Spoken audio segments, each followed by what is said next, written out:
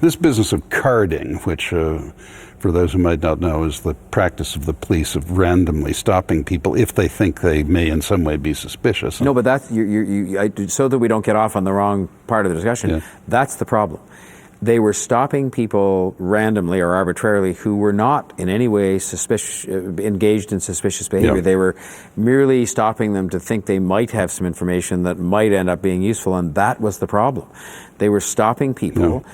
And I'm now satisfied. I mean, I tried to sort of mediate a solution, if I could call it that, or a resolution to what was a problem that in particular was very strongly felt by the black community here, but by other people from visible minorities, which was that people who were innocent of any suspected or actual wrongdoing were being stopped on the street and asked questions, and the information was being recorded and put into a database. So you had a situation where somebody who might be entirely innocent was walking down the street, minding their own business. They were stopped by the police, hopefully not in a hostile way, but I wasn't there, so I don't know. But the very fact they were stopped and asked questions, when under our Charter of Rights and Freedoms, it is the case that you are quite free not to stay. In our system, as you know, it's based on the theory you don't have to talk to anybody. Yes. You don't have to talk to Crown prosecutors, you don't have to talk to the police, you don't have to talk to anybody. Well, if they insist in talking to you, they have to. Well, they can arrest you, but even when they arrest you, you don't have to provide talk to you them. the opportunity to have counsel Correct. with you. And you still don't have to talk to them. So that was the issue, was that people were being stopped. So in a 2-year period around the 2009, 2011, 1 million of these cards were put into the file. That's the magnitude of what was going on. And the studies show, the examination of that material, that it was disproportionately people with black skin that were being stopped and carded, as they said, with this information being put down. And then the further suggestion was that that data was then there. So if you were a perfectly innocent person, never had a run-in with the law, there could be a computer search done, and your name could show up as having had a contact with the police when in fact it was a contact the police initiated for no reason related to crime. But then it wouldn't be very convincing evidence if you were prosecuted. No, but the point was more to say that why should a kid, black or white or brown or any other color, who's walking down the street, or an adult, be arbitrarily stopped? And in fact, I had an Iraqi couple come up to me the other night, because I did change my position on this. I tried to achieve a mediated sort of resolution to it, and found that the two sort of points of view on it were irreconcilable, it seemed. And so I felt quite strongly that it was better to opt then to do away with this practice and start over with a clean slate, to find ways the police could do their job, but at the same time not randomly stop people. And I had this Iraqi couple I met who are now in Canada and here, and they stopped me at this same Luminato Festival I mentioned and said to me, "Thank you for what you did on carding." And I said, "Well, thank you for thanking me. Why do you feel that way?" And they said, "We came from a place where when we saw a police officer, immediately were afraid, because we thought they were people who were going to arbitrarily stop us and who were going to ask us a bunch of questions when we were people just going about our business." And that encounter by itself, in addition to all of what I've heard from some of the young black kids and their parents, who said, we live in a country where we have fundamental rights and freedoms granted to us, including the sort of the freedom to go about your life and not be interfered with unless you've done something wrong, or unless you're suspected of doing something wrong, or you have evidence about something that's been done. And in this case, these were people who were just going about their business and were suspected of nothing.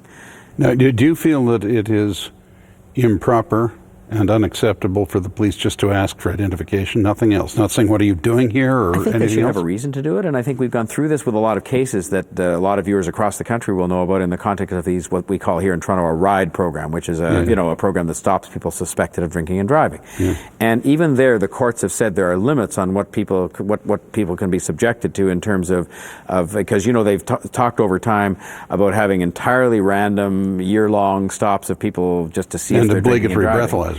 Yes, and the courts have put limits even on that, and sort of said, well, we're not going to just have a situation where anybody can be stopped anytime for no reason at all.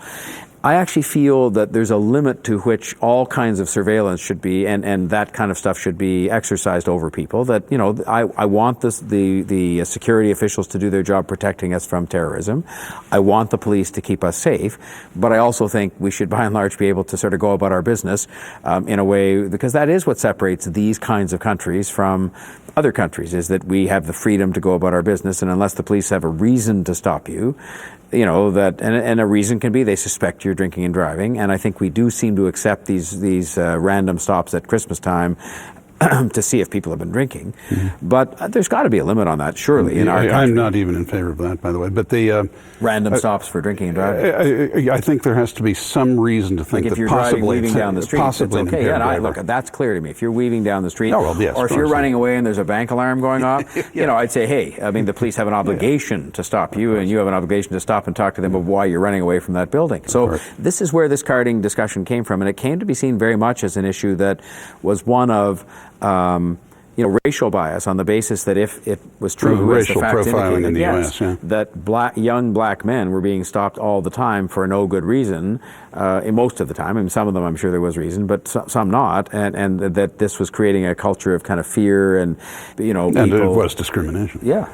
But the flip side is you get from our friends in the United States that absolutely exemplary people, even people with national security clearances of our pigmentation, are stripped in airports and so forth, like Ann Coulter, for example. I mean, I don't think she has a national security clearance, and has some strange views, but she's not going to blow an airplane up. I had a good friend who was one of the leading executives in the country, and I won't name him because I wouldn't want to embarrass him, but he was a leading executive, but he was had brown skin. And every time, I've traveled with him quite a few times, and every time we check in at Air Canada, and this was a guy who's an exemplary citizen, an exemplary business executive, and he had a name that also would be one of those names that people might stereotype. And every time we checked in together, he was called off to a separate discussion, as if he was kind of on a no-fly list, and he wasn't. But I saw it with my own eyes, and I thought to myself, well, this is appalling. I mean, that people who are just, innocent, I understand the need to protect the country and protect community safety and all that, but I saw it. Look, as a student, I probably like yourself, I used to travel a lot, and often there were a lot more dictatorships in the world then, and I was always very aware of just how authoritarian Franco's regime was, for example. Your papers could be demanded at any point by a uniformed person or someone with, security clearance, security status. But in Britain or the United States or Netherlands or something, you were never asked any of that. Comrade, I don't want people to get me wrong. I mean, I am a very pro-police in terms of the fundamental role they have to keep safe communities, and I think the way we have to shape the new policy that's going to come after carding is eliminated is one that has to give the police the tools they need to do their job. They've got to investigate crime, they've got to try and prevent crime, and so on. And that means that they do have to gather some information, some intelligence, as they would call it. But I think there's got to be a way, and if there's any place in the world that should be able to find it, it's Canada with our diversity and so on, that says there's a way to both have the police do their job, but also have them not arbitrarily stopping people on the street. And if any country can come up with that, I'm confident it's ours. And it's our city that will do that if necessary. Well, as a leader. You're clearly very aware of the competing sensitivities. I mean, the police have to be allowed to do their job, but the public have to have the right to People of all colors, by the way, expect them to keep safe communities. It doesn't matter what the color of your skin is, you want a safe community.